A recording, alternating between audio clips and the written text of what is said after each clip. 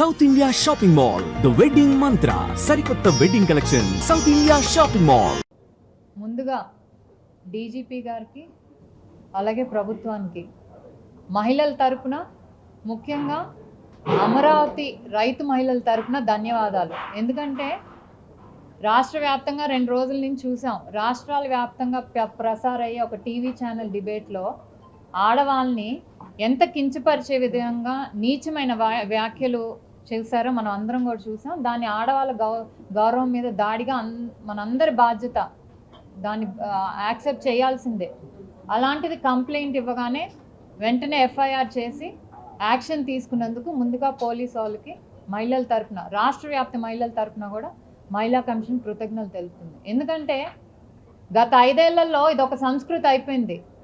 ప్రతి వాళ్ళకి ఏంటంటే ఎవరి మీద ద్వేషం ఉన్నా లేకపోతే ఎవరి మీద కోపం ఉన్నా ముందుగా మహిళల్ని మధ్యలోకి లాగేస్తున్నారు. ఒక మహిళల అభిమానాల మీద దాడి చేయటం అనేది సర్వసాధారణం అయిపోయింది ఆంధ్రప్రదేశ్లో గత 5 ఏళ్లలో కూడా. చెప్పేది ఏంటంటే మహిళా కమిషన్గా ప్రతి ఒక్కరు కూడా గుర్తుంచుకోవాల్సింది ఏంటంటే, మన మగతనం చూపించుకోవడానికి ఆడది కావాలి, చేతగానితనం కప్పిపుచ్చుకోవటానికి ఆడది కావాలి. అలాగే రాజకీయంగా ఒకరి మీద ఒక ద్వేషం ఉంటేనో, ఒక పార్టీ మీద ద్వేషం ఉంటేనో వాళ్ళని కించపరచాలంటే ఆడవాళ్ళని, అలాగే నాయకులు ఆడవాళ్ళని మధ్యలోకి తీసుకొస్తున్నారు. ఇది ఎంతవరకు సమంజసం? ఏం తప్పు చేశారు?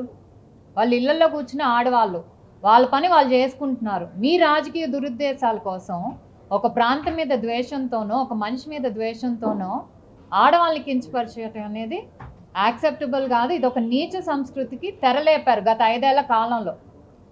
ఇప్పుడు ఇది జరుగుతుందంటే, ప్రభుత్వం మారాక ఇది జరుగుతుందంటే, ఎందుకంటే గత 5 ఏళ్లలో శిక్ష పడలేదు వాళ్ళకి, ఎవరు కూడా శిక్ష పడలేదు. ఇష్టం వచ్చినట్టు ఏదైతే కొన్ని రాజకీయ పార్టీల ముసుగులో కొన్ని మీడియా ఛానల్స్ ఏవైతే ఉన్నాయో వాళ్ళందరూ కూడా ఇష్టం వచ్చినట్టు మాట్లాడారు. కానీ ఎవరు యాక్షన్ తీసుకోవాలి. అప్పుడు ప్రభుత్వం కానివ్వండి, మహిళా కమిషన్ కానీ ఎవరు యాక్షన్ తీసుకోవాలి.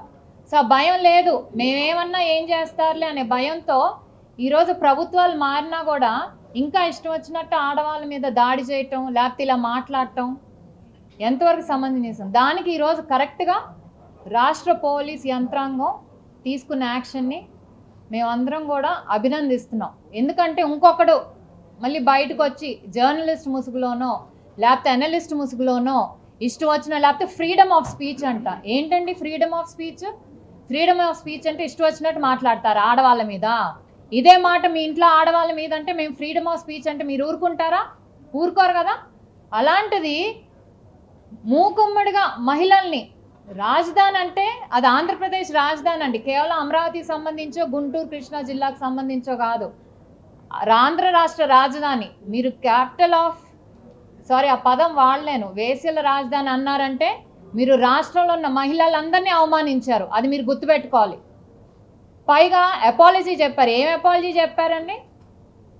అది సిన్సియర్ అపాలజీ కాదు. ఏదైతే మళ్ళీ వచ్చి మీరు మీడియా ముందుకు వచ్చి ఏదైతే మాట్లాడారో అది సిన్సియర్ అపాలజీ, మనస్ఫూర్తిగా చెప్పిన క్షమాపణ అని మాకు ఎవ్వరికీ అనిపించలేదు. పైగా ఇంకా వెటకారంగా మాకు ఫ్రీడమ్ ఆఫ్ స్పీచ్ ఉంది, దీన్ని వేరే ఛానల్స్ అందరిలో తిప్పి ఇంకా దాన్ని పెద్ద ఇష్యూ చేస్తున్నారు, వాళ్ళకి అమరావతి మీద ప్రేమ లేదా, పైగా క్షమాపణ కూడా చెప్పలేదు ఆడవాళ్ళకి. బాధపడ్డారంటే క్షమాపణ చెప్తాను, కానీ మా యాజమాన్యం బాధపడుతుంది మా వల్ల కాబట్టి వాళ్ళ క్షమాపణ చెప్తున్నా అంటే వాడు ఎంత అహంకారమో చూడండి ఆ ఛానల్ వాళ్ళకి. ఇది మహిళలు ఎవరు కూడా ఉపేక్షించకూడదు, తప్పకుండా వాళ్ళందరికీ శిక్ష పడాల్సిందే.